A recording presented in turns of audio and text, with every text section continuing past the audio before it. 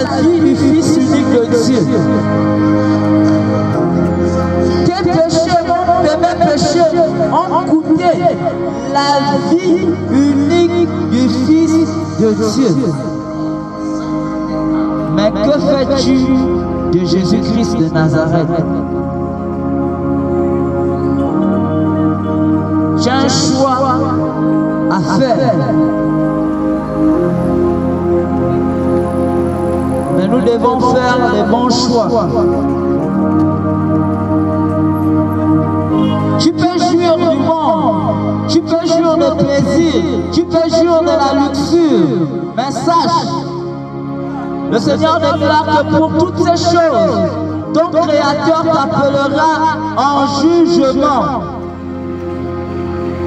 Pour ce que nous faisons sur la terre, à la fin, notre Créateur va nous appeler en jugement. Et le jour du jugement, ce n'est pas le jour que tu vas chercher à te justifier devant Dieu. Non. J'ai encore le moyen d'obtenir la justice de Dieu qui est par Jésus-Christ de Nazareth. Et c'est sur la terre.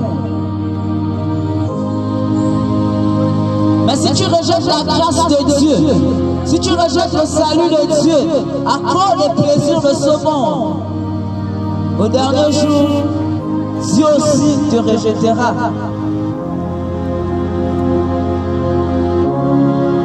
La vie de l'homme est courte, mais l'éternité, c'est quelque chose dont la durée n'a pas de fin. Mais ton séjour sur la terre est court.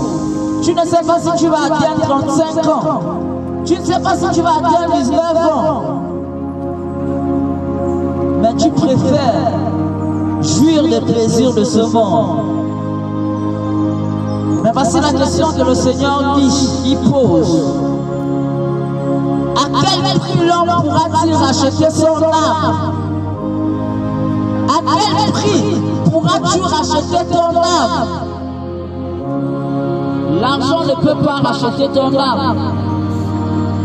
Sinon les grands de ce monde devaient se retrouver dans le royaume des cieux.